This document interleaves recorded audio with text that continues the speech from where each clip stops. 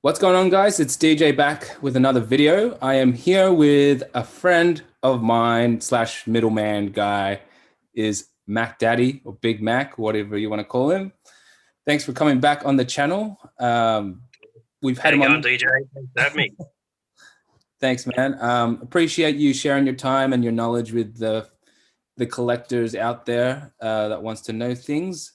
And I think we're gonna really start off.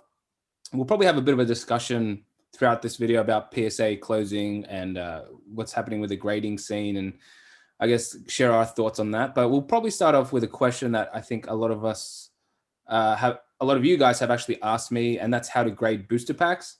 And since I don't know that, I'll have to ask the legend, Mr. Mac, how to grade booster packs, because as you all probably know, I have like a huge booster art set collection, and I might grade them someday. So I'd like to know myself as well. So um, Mac will demonstrate how to send it off. Not sure if you know price points or if they're still.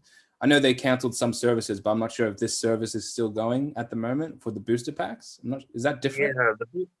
Yeah, from what I can tell, the service is basically the only service available is like Super Express, which I think it's about 250 US dollars.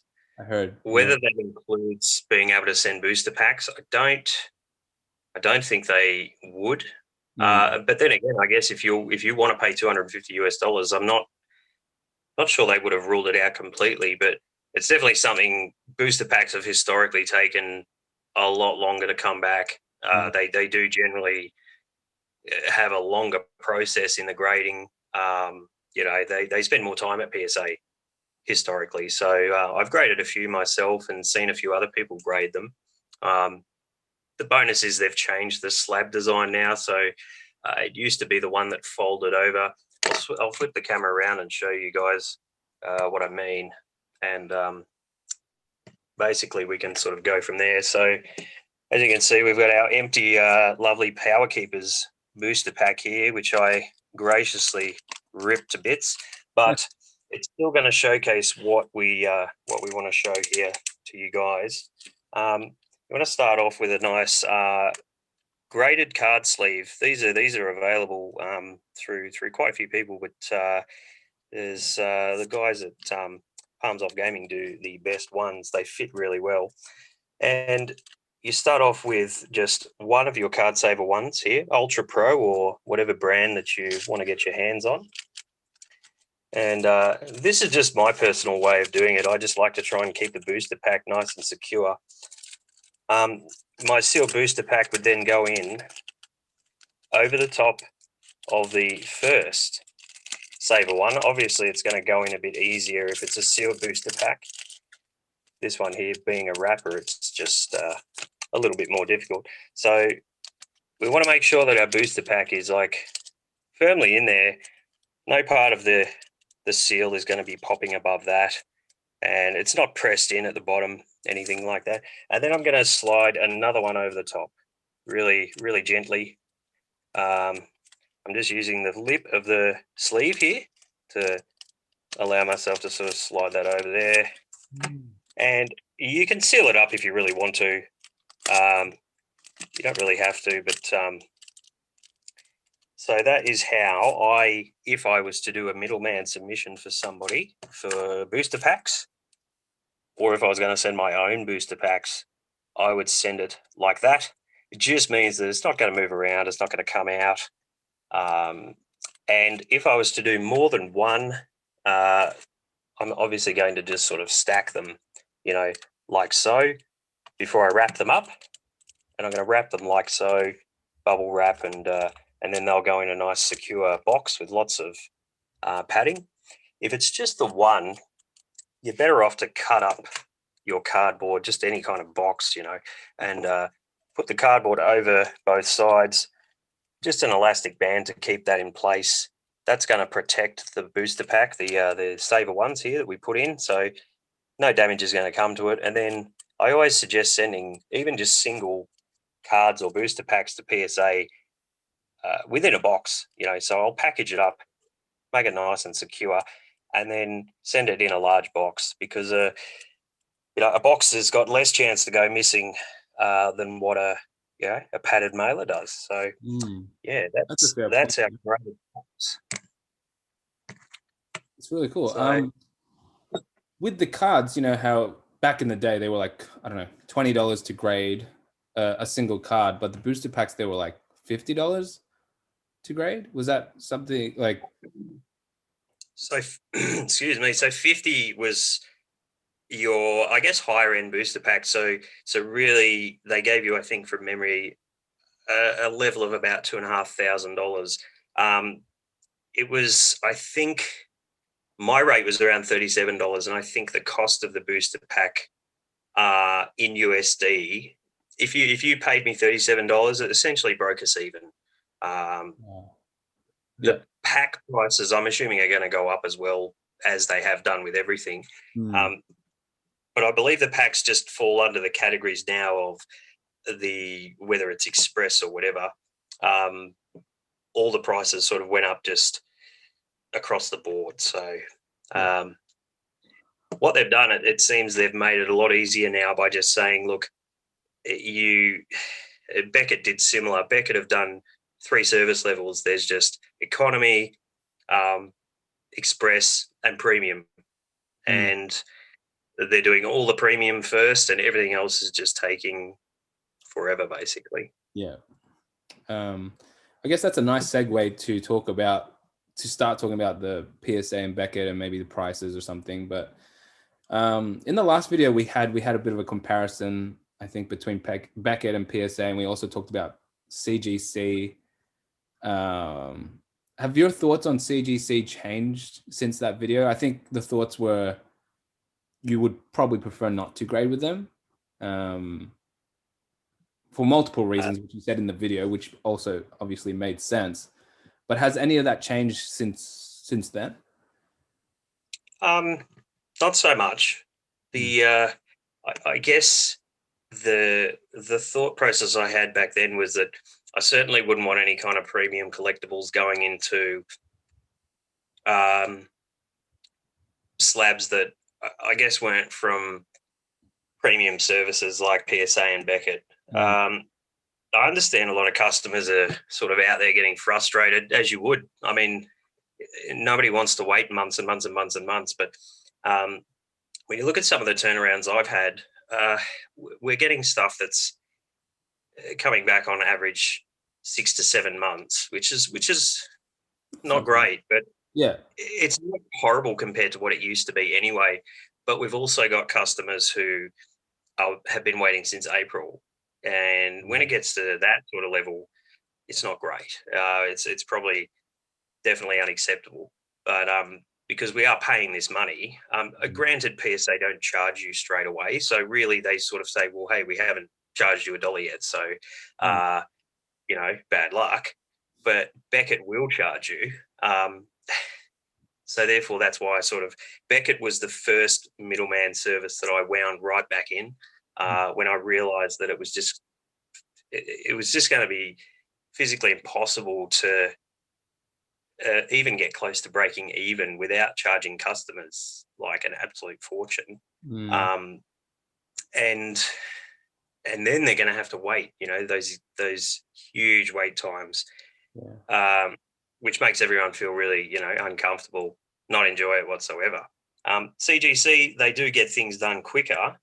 But I just think if the entire market focus shifts to them, they're just going to wind up in the same boat. They're going to get overwhelmed if they are not already. And the fact is that on average, they do sell for less than their PSA equivalent. So when it comes to premium stuff, I wouldn't be sending my premium items there. That I want to keep. I would just leave it ungraded really until PSA and Beckett sort of get sorted. Yeah. If you're looking to send off a bunch of modern GX cards or something for your store, or personal collection to sell online, go for it. There's nothing wrong with CGC slabs for that part, but my personal preference is for a long-term value standpoint, I would prefer to just wait. Yeah. That's fair, and I actually agree with that too. But I've also seen other uh, grading companies just come out of the woodworks, just like Tom's Grading Company or some Yeah. random. I'm not sure if you saw them, but the labels look a little funny, and Yeah. I don't know. I have noticed, yeah, a couple of people sort of thinking that there's some kind of market capitalization to have here, where you can, I'll just start my own grading company. Look, I'm going to be a millionaire. Well, it's not that easy, and the Yeah. collectors are collectors. They are not just. It seems funny to say it because at the moment, anything that's new that comes out, people are diving on, but it's not the same when it comes to graded cards. And if you present a label to someone that just looks like garbage, there is no draw to for me to want to try and grade with you. Um, the one company that has come up is hybrid grading Hmm. authority, hybrid grading. Anyway, yeah, hybrid HGA basically. Believe they only do sports cards, and they limit the sports cards that they receive to 10,000 a week or something, and that's their capacity. That's how they Yeah. guarantee Yeah. turnaround time. Yeah. And the labels look fantastic. They give you options of color coding different things and so on and so forth. It's very hard to get it to get in with them, but they sort of hit the mark for me. They realized, well, we can't fall into the same bracket as PSA Hmm.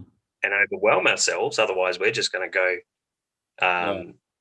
down the same road. So what we'll do is we'll limit it to what we can do. We'll give people options. We'll make the slabs look cool, and they're doing really well. They get their 10,000 every single week, and I'm sure they're going to probably Increase you know, capacity when they can, I guess. exactly, yeah, That's pretty cool. I think I have seen those slabs. I think that was from you that you posted on the Hurricane Collective group. Uh, yep. they had orange and red label, like different labels and stuff, which is kind of cool.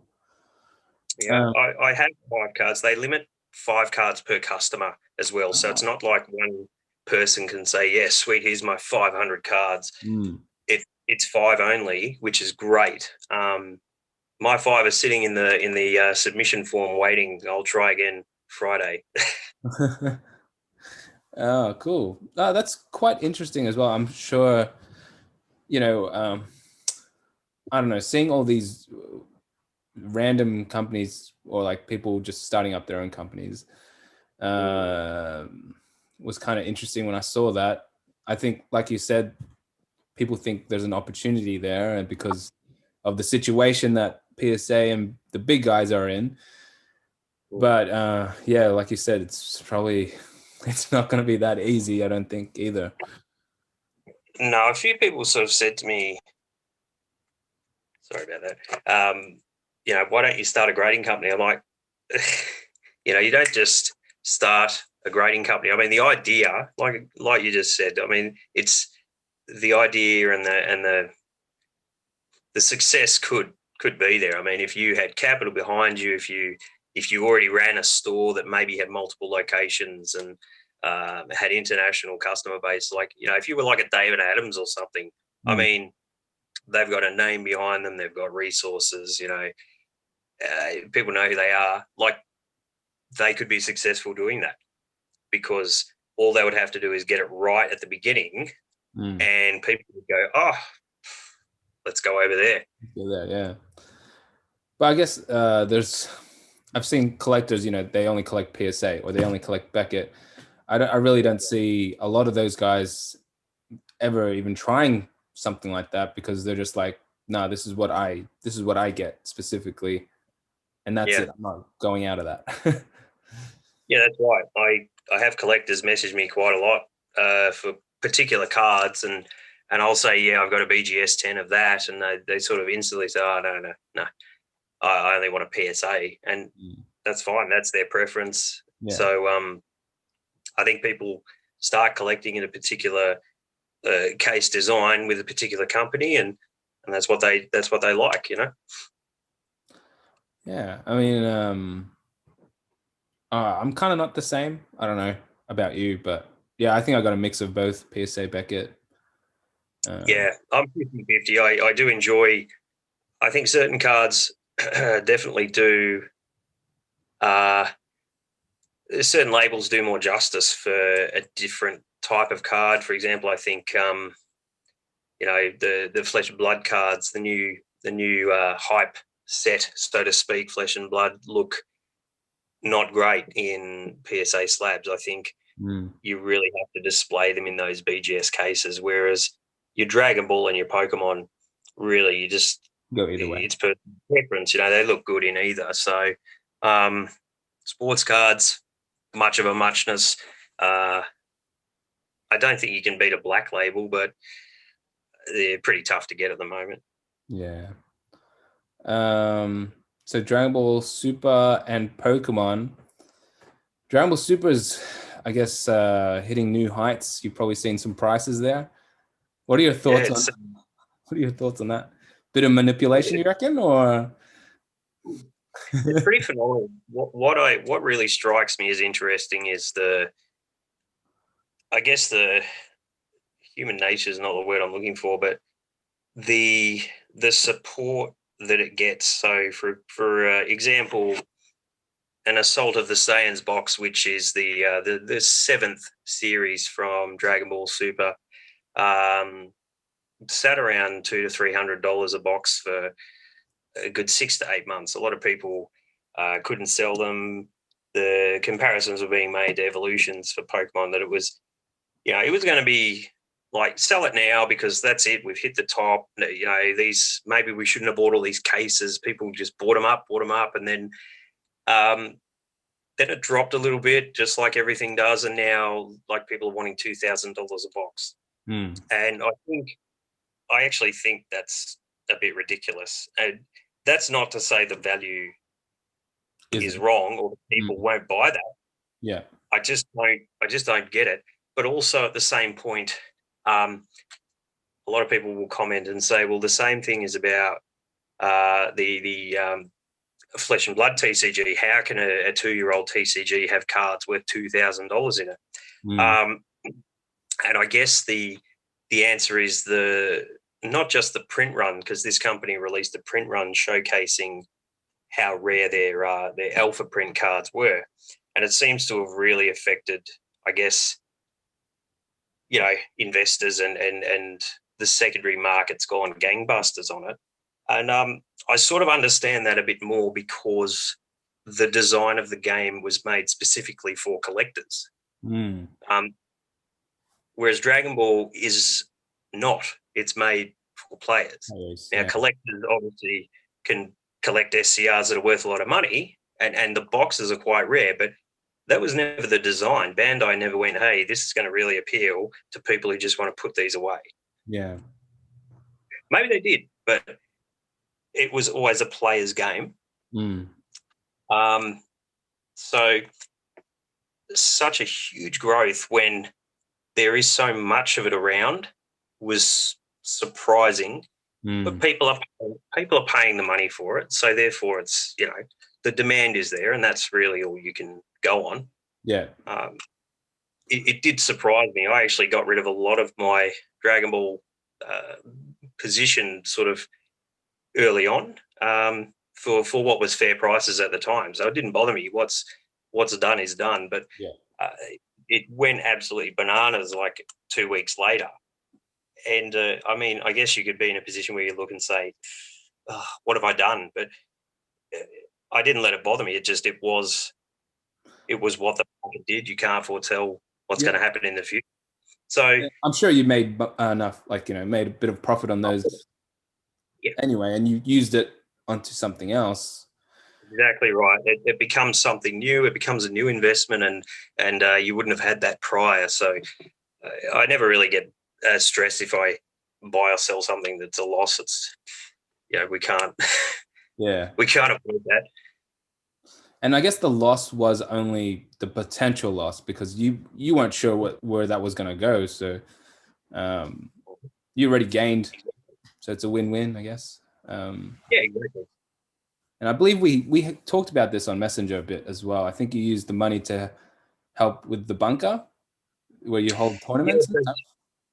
setting up the bunker, which is the store we run for.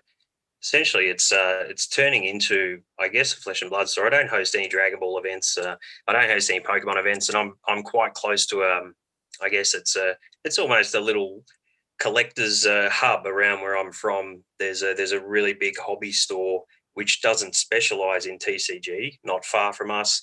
There's a Magic the Gathering store not far from us, and then you've got myself, which is flesh and blood plus graded items. So I mean, it's a nice little niche area. I think that the suppliers were a bit iffy at the beginning, like, hey, you're like right next to all your competition. What are you doing? But yeah, you look at McDonald's, KFC, everyone, they're all in the one, because that's where people go to eat. So yeah, I learned that early on in business school as well. When I was studying business, that location's obviously key, but also I thought the same as your suppliers, that, like, if you're close to your competitors, then it's a bad thing, but it's actually a good thing, because that's where everyone would go, like that area, to get either or, and they might see you're a good spot.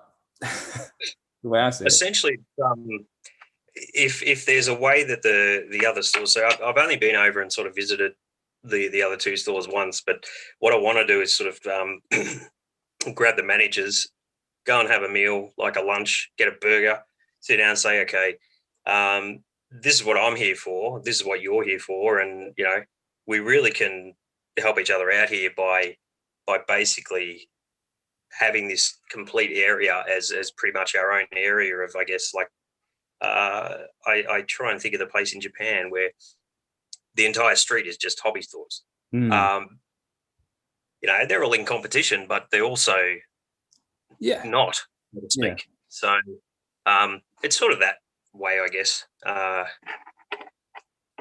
But I mean, when it comes to the magic events, I mean, I'm never going to be hosting magic events, but would you ever host Dragon Ball events or Pokemon? Yeah, Pokemon. No. Potentially Dragon Ball events. Like, the big thing was like not wanting to, not wanting to annoy the store next to me. We want to make cash, and we want to help build the community and everything like that. But I mean, if they're hosting successful Dragon Ball events, there's no point me trying to sort of host one as well. Yeah. If anything, I'd probably try and host a secondary fab event. At the moment, I do them on the weekends. Maybe host an evening one, something like that. Yeah. And I guess that's interesting with Pokemon. You don't really see many in Australia anyway, because we're both in Australia. You don't really see many people actually like hosting event, like gameplay for Pokemon.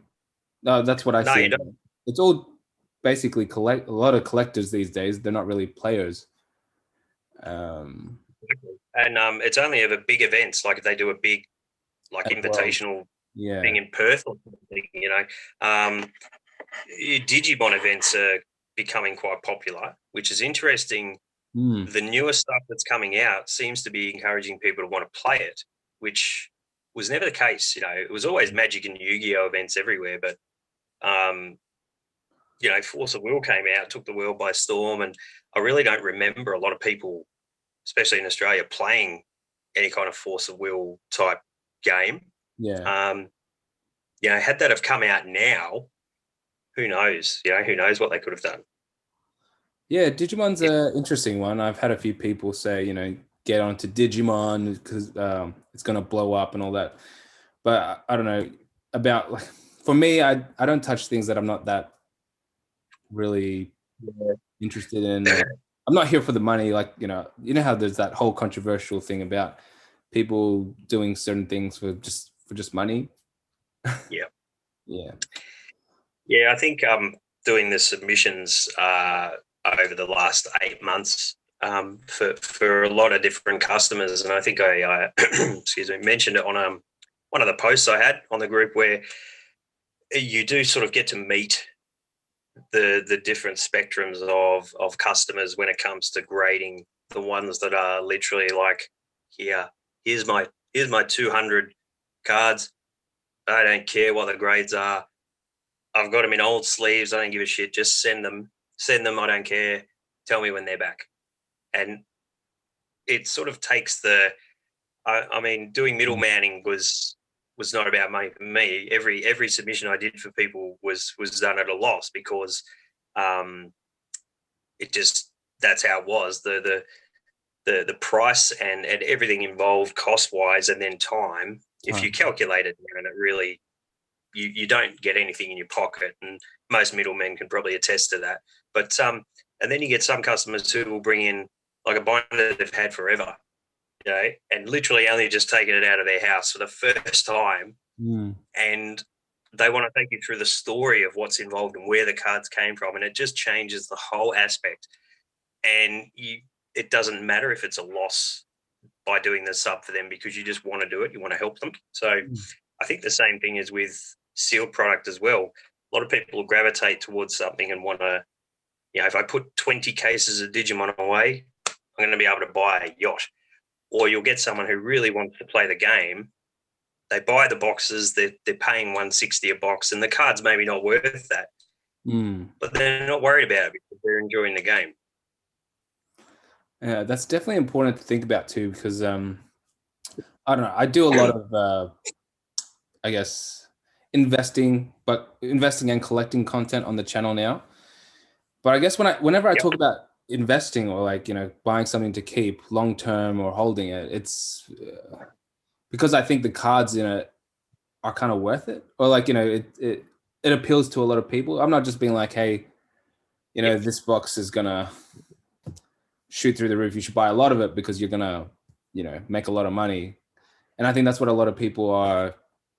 You know, that's why we have this scalper issue, and I don't know. Yeah, and you're spot on that. Like, investing is a huge part of it. So, I mean, I'm certainly not trying to sort of advocate against the fact that there's stuff out there that you can buy and it'll be worth money. I mean, the Digimon version 1.0, the boxes of that, I haven't checked recently, but I'm assuming they would be up around $300 now. They're probably really hard to get.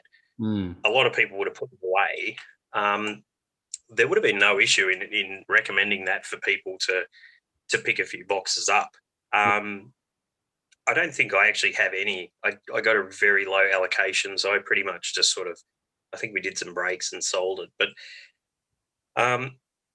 you know, I got to about series 10 of Dragon Ball Super when the Unison Warriors series started, and I actually stopped ordering it basically for the store because I'd sort of, my thoughts were that I didn't have a player base to sell to. I could have used it for breaks, but realistically, it wasn't an investment safe purpose set, in my opinion. So if people were saying, what's the good Dragon Ball set to buy and make a bit of money on, I was actually steering them away from Unison Warrior and Vermilion. And if you look at the boxes now, those prices, they're less than 6 months old. The Vermilion Blood case is $3,000. Like, it made absolutely no sense to me how that particular set, being so modern, just leaped off every other set before it for 2 years. It was amazing. So it's so hard to give advice these days because it's hard to definitely is. I mean, can't always be right either, and make the, you know, well, all we really do is just say, I think this will do well, or I don't think this will do well, and then you could be wrong, and then they'll come after you and be like, I should have bought this. Told me to buy this. Told me to buy this. It's worth $1 now. There's a really safe thing that people should be probably looking at now, and that is your your raw sort of ungraded vintage Pokemon items. A lot of people are going to be pulling back on submissions now. You know, they're going to have like full boxes of ungraded cards that they were going to send away, and that was their next sub they were going to do. They were just going to save up a bit of money and send it off. And now that PSA is not even taking subs, well, they are. you got to pay a lot of money. Mm. It adds another 3 to 6 months on that person trying to sell those to grade those cards. So you're going to see a lot of it hit the market, and it's going to be in better condition than I think what we're used to. Mm-hmm. I agree with that, and I'm excited for it because I need them for my binders. Yeah. What is your current sort of target binder set at the moment? What are you on? Well, actually, I'm trying to do every single Wizards of the Coast sets and complete them all.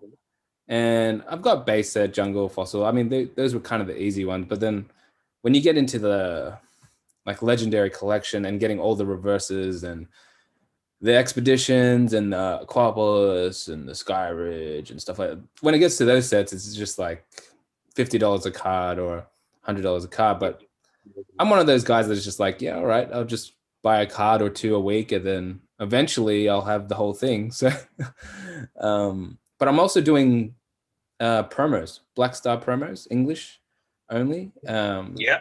The Japanese ones, their promos are like awesome, but I'm not really a Japanese collector per se, but binders are so good. Like when you look at them. I think they're so. I mean, we've talked a lot about value, but I think binders are such an undervalued commodity, so to speak, as well. You know, the last 2 years, people probably just ripped all their binders out and went, "Yep, send it all to PSA. I don't care." And I think there's a lot less binder sets, like good quality, complete binder sets out there these days. Mm. It's funny you say that because I just made a video like 2 days ago about binders being like undervalued or underappreciated, and also a bit of it was a trend. And I think moving forward, this is just my own opinion, is that, like you said, there's going to be less completed sets. People have taken things out, and like now that, that's one less base set, that's one less fossil set, and there's one less this, and then one day people are going to get over this sealed stuff or PSA stuff or whatever, and they'd be like, what did I used to do? I used to do binders, and they want to buy a complete set, not partial sets, or nobody wants a partial. Yep, exactly right. Exactly right. I tried to sell. Well, it was tentative, because it was going. I did ask quite a high sort of price, but it was less than market for Flesh and Blood. The third set released, and I was trying to finish the binder set of that set. Yeah, but it was never going to happen because the value has just it's skyrocketed. It's made it sort of a bit unaffordable, and I could save up. And they're releasing a new set which I want to sort of buy as well. So I thought, you know what, I'll probably just keep what I've got at the moment and move that set on. But because it wasn't completed, it's nobody was interested, even though it was a desired product. There was no one who really said, hey, yeah, that's cool, I'll hunt the rest of those cards down. They were just like, no, it's not finished. Yeah, I see all those, like, you see a lot of those posts, it's like, oh, maybe like I only need 20 more cards, or I only need this and half complete set of this. Is people are like, nah, I don't want to complete. Like, yeah. It's amazing. Do you think that we'll see people sort of start to maybe pick that stuff up now and say, hey, well, actually, I could finish that? I definitely think, like, currently, because of the whole PSA situation and like the whole with Pokemon specifically, or I guess like, even some of the other TCGs, it's hard to get some of these sealed products. Like, people are buying them out. There's bots taking all the pre-orders, and there's nothing to open because everyone's got it. The scalpers or the evil doers and stuff. And yeah, so because there's nothing Scalpers.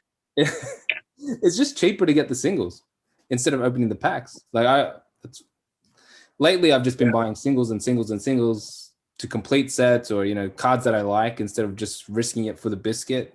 The whole pack opening scene is all a bit of a gamble, and it's very addictive for a lot of people that just want to try to get the biggest expensive card from the thing, and they open thousands of packs and they don't get it.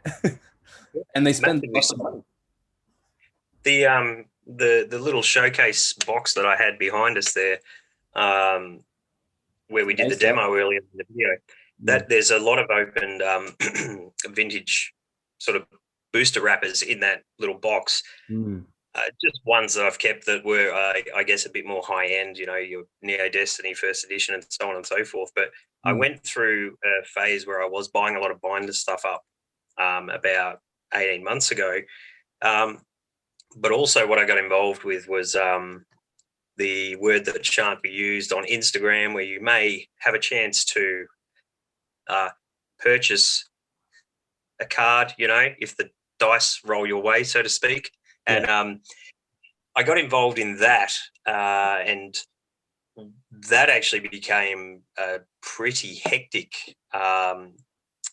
issue for me. I had to make sure that I basically had to rein it in before it got out of hand, because the ability to, you know, get that vintage product, what you think is, you know, maybe a cheap price, added up so quickly. And I ended up sort of doing quite well early on and having some vintage packs and opening them. And, you know, this was all well and good.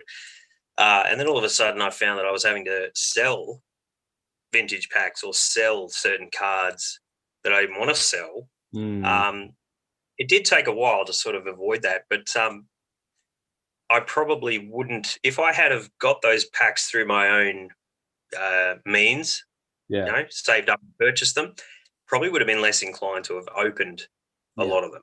Definitely. And therefore I would have had a better, I guess, sealed collection now than what I do. So when you win those cheap, like you win a pack for cheap through a RAZZ or whatever it is.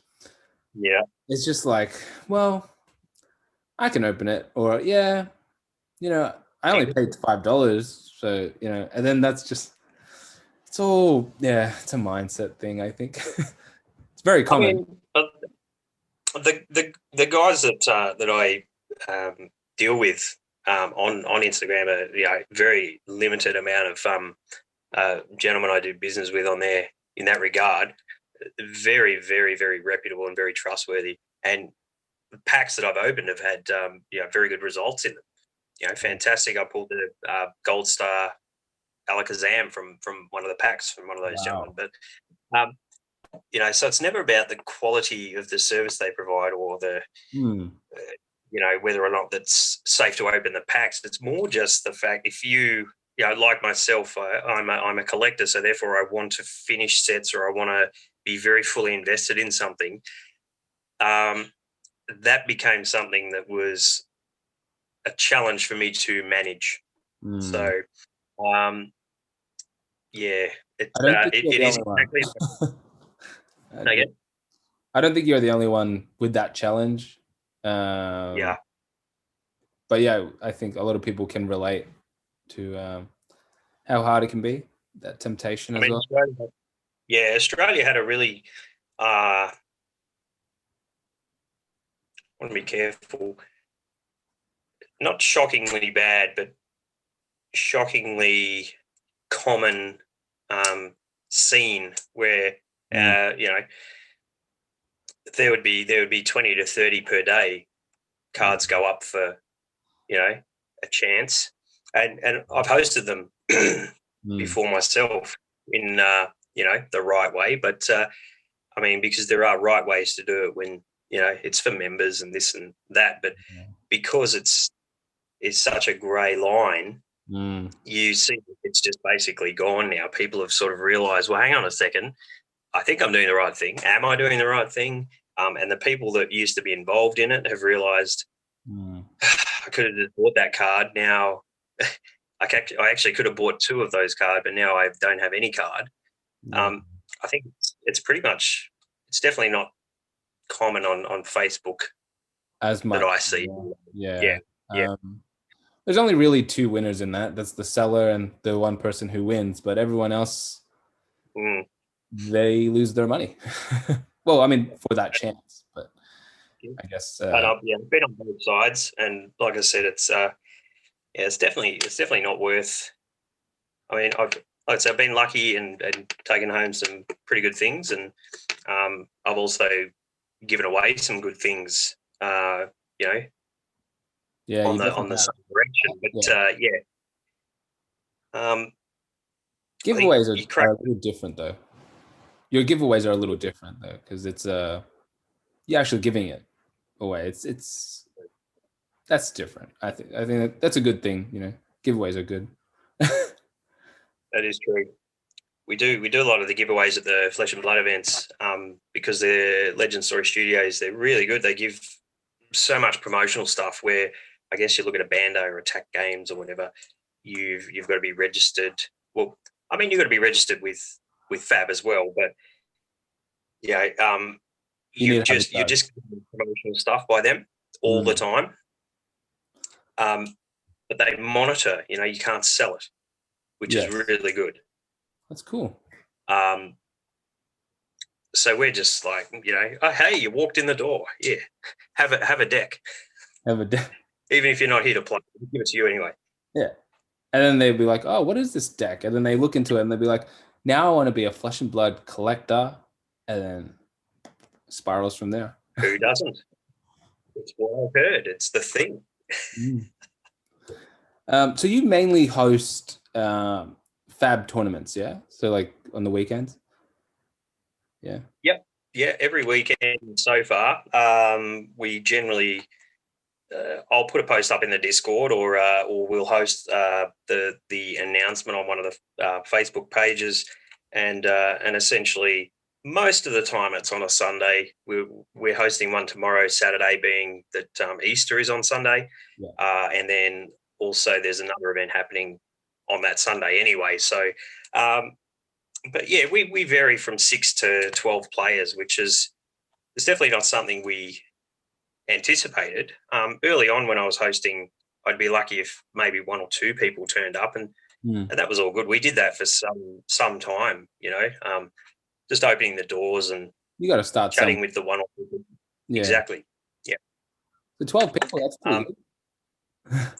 Yeah, it was definitely our biggest event, and then obviously there's a new set coming out for Flesh and Blood called Monarch, which there's a lot of hype around. But I mean, if there's a TCG guilty of huge inflation with no explanation behind it other than limited print run, it's Flesh and Blood. So it's a lot of people are sort of having a look and saying, What is this? how? Yeah. What is going on? How's that $5,000 card? You know, but the fact is that people are sort of buying it, and I guess investors are putting their money behind Flesh and Blood because they believe that it's probably going to have a future. Yes. Force of Will was the same though. A lot of people got behind that early on. I just think this is a bit different with these guys releasing their print run details, having alpha and unlimited. I really can't think of, aside from Yu-Gi-Oh, anyone who does first edition and Magic do first edition. Oh no, that Magic do collectors. Beta, yeah, something. But they did that early. Yeah, really early. They don't do that anymore. I don't think so. No.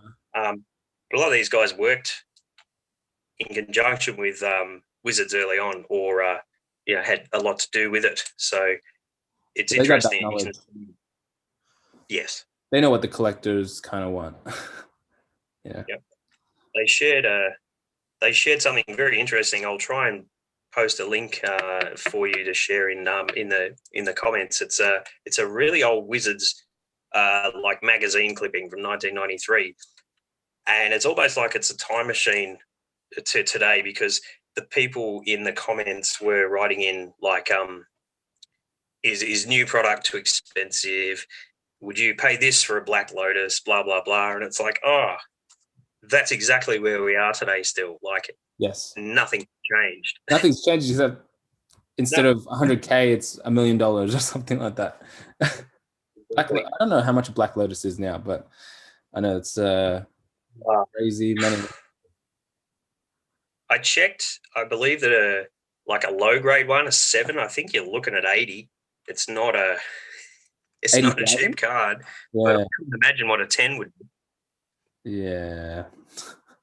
I mean, we're seeing new heights with Pokemon too, with those PWCC auctions, and I think the PSA 7 Pikachu Illustrator sold for 350,000, and that's a PSA 7. Just PSA 7. for a piece of cardboard, you know, it's a house. It's that's USD. USD, by the way. Yep. So yeah, that's a house for us. Yeah. There's some hardcore big whales out there, I believe. We're probably the little fish in the ponds in Australia. We'll just keep enjoying our hobby. DJ will buy our bits and pieces here, and we'll just enjoy. We can afford. Exactly. One piece at a time. Complete the sets. I mean, I think at the end of the day, if we're happy, that's, don't need to flex that much, or Yeah, it has to be all that matters. I think that if you can avoid seller regret, like if you've sold something, it's sold. You made the deal on the day that you thought was good, and you've got to stay happy with that. You can't punish yourself for not buying. Does anyone look back and say, oh, I didn't buy any Google shares when they were that much? Like, do you punish yourself for that? I don't think anyone would. Yeah. So if you sell something, why don't be so hard on yourself if you've made what you consider a mistake. Like, because the new opportunities, like you said earlier on, DJ, the new opportunities are going to open up with that sale. So you're going to move that investment into something else, and who knows what that's going to do. And I think we just, that's the big thing. Just be happy. If somebody wants to sell something for something and you don't agree with it, or, someone doesn't agree with it, let them take that burden on. Yeah. And you just worry about your stuff. Like, it's there's a lot of that. That's why I'm very careful when there is. It's a little bit frustrating at times, but using CGC as an example, like, I'm really careful not to, they're okay. Like, I mean, that's your opinion as well. So other people have different opinions, and that's what we're all about in the hobby world. Everyone's different. Some people love them. Like, they look at them and say they're so beautiful. Look, I'm sure if I had one in hand, because I actually haven't held one, it probably would look good. But my take is that I just think investment purposes, I wouldn't put high-end stuff into it, and I don't want to be sending anything away to just instantly flip it. I have no need for doing that, so therefore I'm prepared to wait for PSA and Beckett. But that's not to say there's anything wrong with them. It's just my take. I think, coming off what you just said about sending cards to flip them, sending to get graded, because of how everything's going on now and turnaround time. So, as a middleman, you probably would have seen a lot of different people, and they, they're like, I need my cards. I need to sell them. And I don't know. It was never like that before, yeah? Not at this level. Nah, no way. There's a couple of guys I know who used to middleman who, I mean, they had to deal with the same issue of, like, hey, where's my stuff and everything. But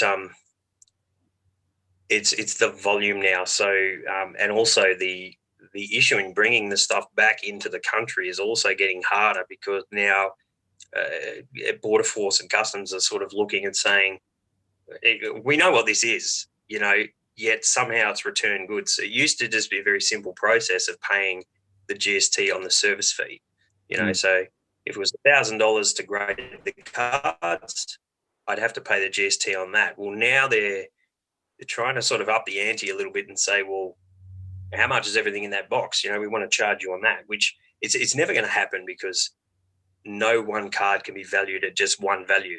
Like, every person who looks at that card can value it differently. So they're never really going to succeed there, but they are making it difficult though. So,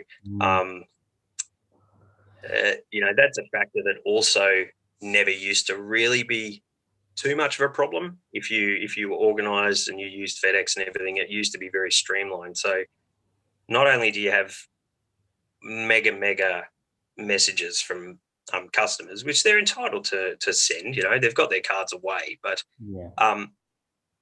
I think when it comes to middleman servicing, a lot of people may forget that none of these guys actually make anything from it. Mm. So therefore, like, I did get one message which was, I'm sure the direction of it wasn't meant to be rude, but it was, and it was sort of, well, you know, I've paid you to do this, so, you know, tell me what's going on. And I'm like, hang on, you've really only just paid for your own stuff. Like, I've actually lost money on it, which is fine. I do that just for the service to the community, but it's, you know, that is forgotten, I think, sometimes. Mm. You know, it's not like you're paying $10 or $15 a card extra into my pocket. That never happens. Yeah. I mean, if it costs like $20 to send to you or whatever, like if you were charging $20, it's like, I don't know, like that's a huge loss already. The way I see it anyway, Yep. like if you have a lot of cards getting sent to you. So, like, I mean, if I've got one card here, D'Lo, he's a champion, by the way, D'Angelo Russell, hot tip, Yeah. guys. He's a Hot champion. tip. So he's just very undervalued. But if I want to send one card before the price rise, and I wanted to do it express, it was going to be $50 for what was supposed to be a 20-day turnaround. That's around $70. Mm. Then the shipping over to USA, which was approximately $80 to $100, depending on the size of the box. The shipping back was always around $50 to $60. And then the custom fees were $88 to bring it back at a minimum. Of course, we wouldn't have any GST because it's one card, it's going to be under $1,000. So we're safe there. The value is the costs are everywhere through the whole process. Mm. It's not just, well, it's $20 a card. It's there's a lot more to do with it than that. And when you're sending a lot away for people and different customers, the cost can be broken down across all the areas and really make it easier to absorb. Yeah. But sadly, the game is different now. It's changed. It's a lot more expensive, and yeah, I think we'll see a lot of raw stuff hit the market and a lot of graded stuff go up in price, I think. Mm. Yeah, I mean, the raw stuff I'm excited for. The graded prices, I've leaned towards not buying graded cards these days, just buying the cards raw. I Had mean, that changed for you? will that Was change? that how you used it? Like when you used the target cards? Well, I've got, I think, 30 something with you right now, and I've got a grading pile behind me somewhere. It's just, yeah, I think everyone's in that same boat. It just keeps growing and growing. But I've just I'm not in a rush to send them, or I'm just, I don't know. Like the grading scene only popped up a couple years ago for Pokemon anyway, and I'm primarily strong in Pokemon in this channel, and Dragonball Super I've started doing a little bit. People seem to like it, and so do I. Otherwise, I wouldn't do it. But yeah, Definitely has a strong collector's. Sorry. It definitely has a strong collector's market. Dragon Ball. The cards are just generally beautiful. But what's interesting is even when the collectors say, prior to a set release, that a set might look like garbage, it still ends up hitting the market, and the cards will go through the roof. They say that a lot with Dragon Ball, to be honest. Like I've seen it. I think it's just different people in that market. Like if you compare it to something like Pokemon, there's a lot of new sets that come out. People are all talking like positive stuff. They're all happy. There's a cool set coming out with this and this. But with Dragon Ball, it's like, look at that SCR. Like that's not a Goku. That's not a Vegeta. And yeah, exactly. Yeah, I mean, like you said, I think Supreme Kai from the Vicious Rejuvenation set is going for like $600, $700. The box is still $150 though. Like I don't. Yep. Exactly. Colossal Warfare, which is set 4 in Dragon Ball, you can still get a box for under $150. Yet just the SPR, not even the secret rare, the SPR Son Goku, Arts of Mastery or whatever it is, he's doing Ultra Instinct.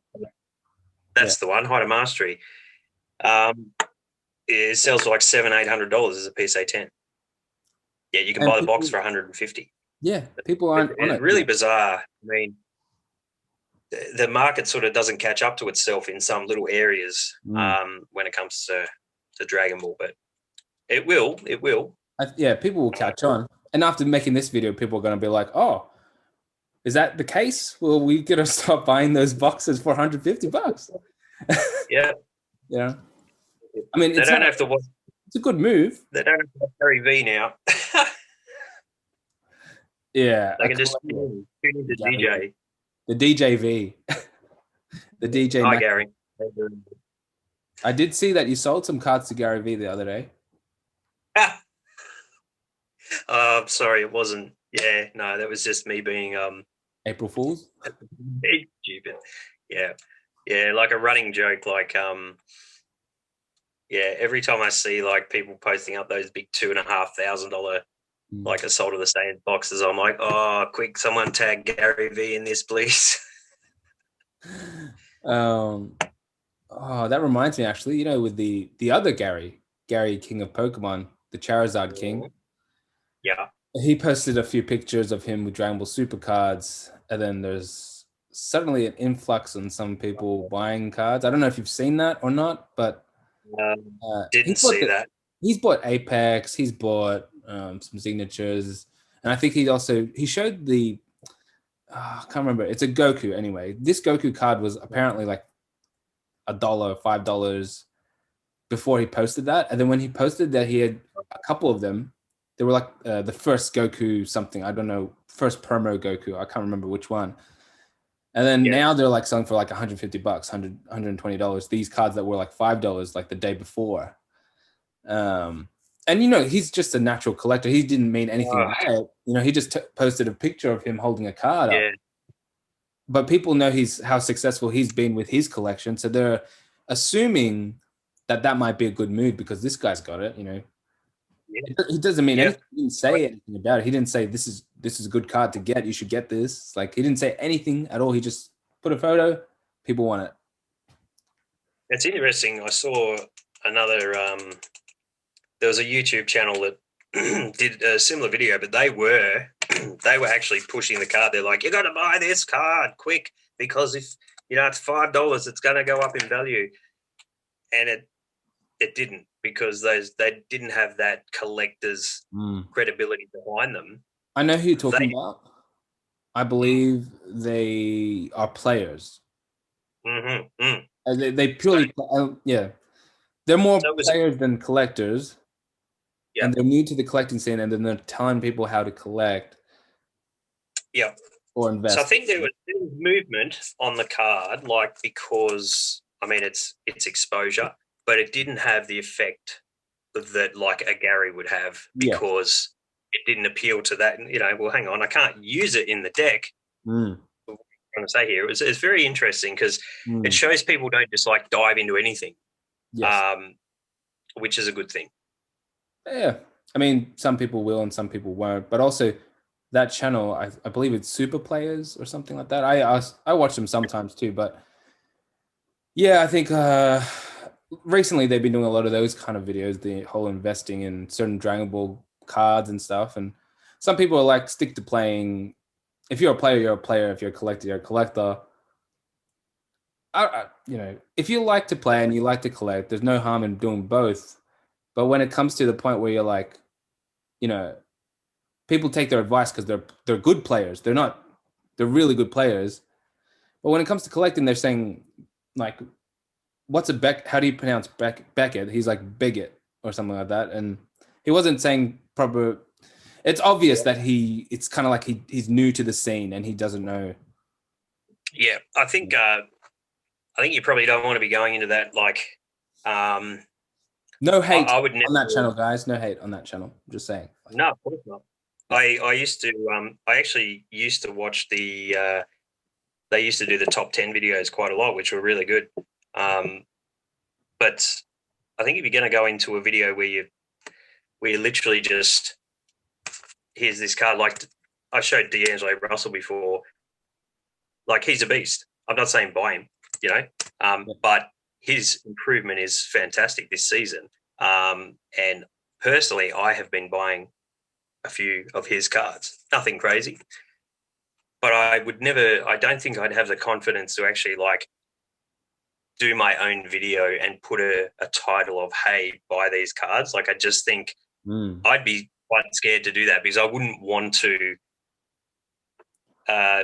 lead people. I probably wouldn't even influence people, but I wouldn't want a chance influencing people to potentially do the wrong thing. Throw a comment here or there like, I do like him. That's about as far as I'd go with it.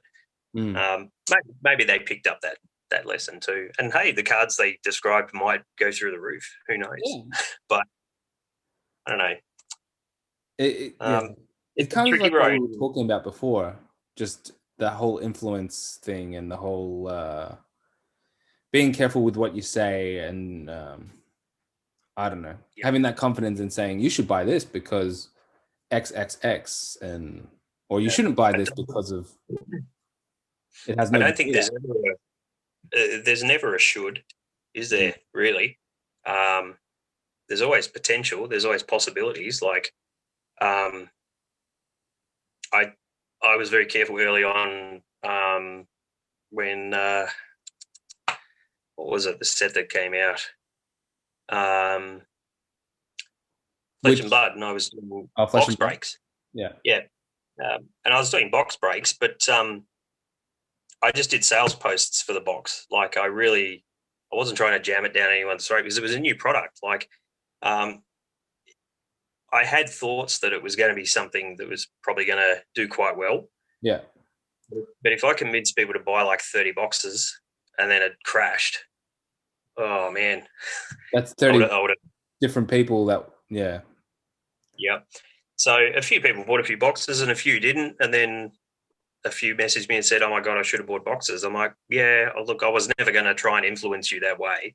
But I think there's a balance there. If you can get the balance right, give a little opinion here or there that you think there might be some sleeper cards around, but not necessarily say, get out, drop everything you're doing and go and buy those cards. I think that's too dangerous.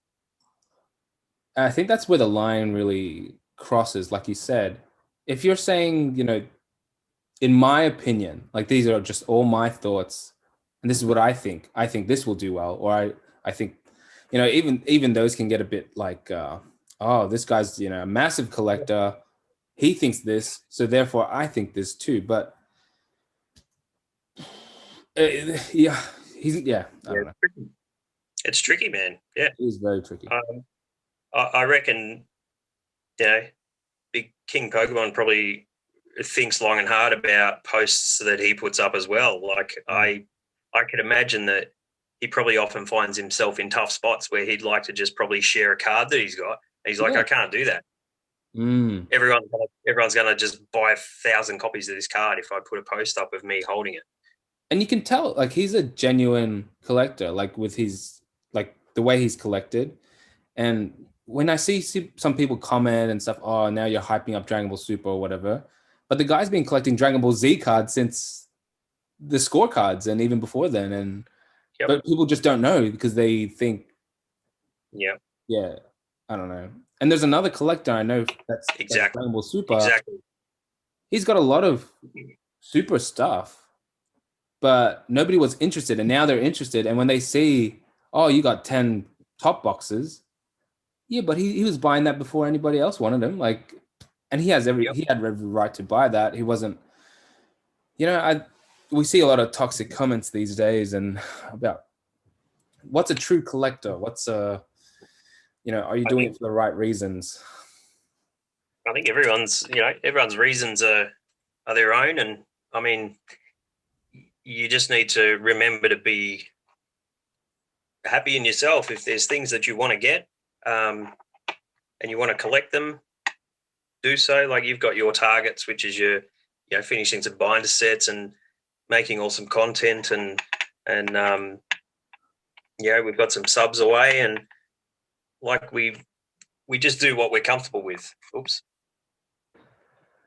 Anyway, guys, that's pretty much it for today. Great conversation with Mac, as always. I'll be happy to have him on many more times on the channel, hopefully, and maybe some more informational discussion videos and showcases and maybe even tournaments from Fab and, just more informational stuff, get you guys thinking and get you guys learning some new stuff, including myself. I love talking to Mac on this kind of, setting. So hopefully we do a lot more. And we'll see you guys again in the future. Thanks for having me, Mac. Love chatting with you, mate. Much love to the viewers, and sorry about that. Everyone have a really happy and safe Easter. You too, Mac, as well. Thanks again for coming.